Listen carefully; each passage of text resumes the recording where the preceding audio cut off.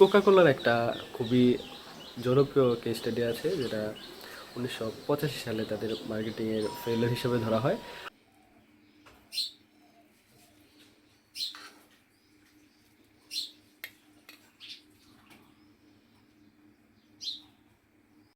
এখন যে জায়গা থেকে ভিডিও করতেছি এটা একটা রিস্কি স্পট বলা যায়।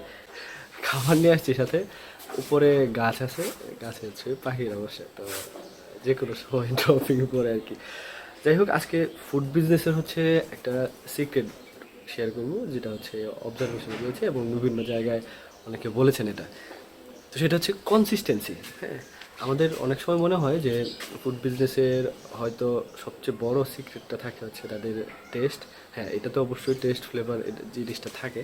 তো অনেক ফুড ছিল বা আছে যেগুলোর টেস্ট খুব ভালো, টেকেনি, এখন যেগুলো আছে টিকবে না।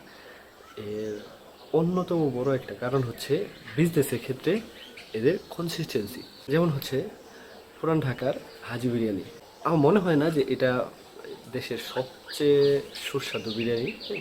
তারপর হচ্ছে এখানে হচ্ছে ভরসা করে যাওয়া যাবে যে আমি আজকে যাই, কালকে যাই, যখনই যাই তখন হচ্ছে সেই টেস্টে পাবো। তো এটা শুধু যে হাজি বিরিয়ানির ক্ষেত্রে এরকম না, কোকাকোলার একটা খুবই জনপ্রিয় কেস স্টাডি আছে, যেটা 1985 সালে তাদের মার্কেটিংয়ের ফেলিয়ার হিসেবে ধরা হয়। তারা তাদের ফ্লেভারে চেঞ্জ এনেছিল। তো তাদের আগের অরিজিনাল যে ফ্লেভারটা, এটা চেঞ্জ করে তারা নিউ কোক নামে হচ্ছে আরেকটা প্রোডাক্ট লঞ্চ করেছিল, যেটা একটু লাইট আর হচ্ছে সুইট, যেটা পেপসির কাছাকাছি ছিল। তো এটা লঞ্চ করার পরে তাদের যে কাস্টমার বেস ছিল, রয়্যাল কাস্টমার বেস, তাদের বিরূপ প্রতিক্রিয়ার সম্মুখীন হয় এবং কিছুদিনের মধ্যেই তাদের হচ্ছে এই নিউ কোকটা তুলে নিয়ে আবার হচ্ছে অরিজিনাল কোক লঞ্চ করে আর কি তারা। তো তাদের ফেলিয়ার হয়, অনেক টাকা পয়সা লস হয়। তো এই তো তাদের যে শুরুর দিকের যে টেস্টটা তার কাস্টমারদের সাইকোলজির সাথে অ্যাটাচড হয়েছিল, এটার জন্য হচ্ছে কনসিস্টেন্সিটা তাদের জন্য বড় একটা ইস্যু হয়েছে আর কি। তো কনসিস্টেন্সি তারা ব্রেক করতে চেয়েছিল, এটা যেটা তার জন্য ফেলিয়ার হয়েছে ওই সময়।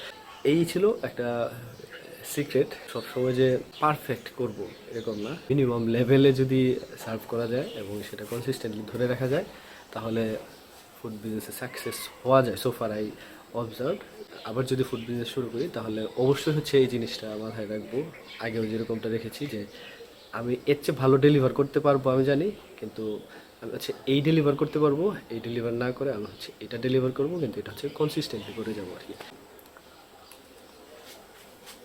নাস্তা বানিয়েছিলাম, সেটা ফ্রাইড রাইসের মতো কিছুটা, ফ্রাইড রাইস আর খিচুড়ি মাঝামাঝি হয়েছে আর কি। রেসিপিটা হচ্ছে থাকবে এই ভিডিওর শেষের দিকে, ট্রাই করতে পারেন। দেখছিলেন লাইফ ইনসাইড, সাথে ছিলাম আমি বদরুল শাওন। দেখা হবে পরবর্তী ভিডিওতে, সে পর্যন্ত সবাই ভালো থাকবেন। আসসালামু আলাইকুম।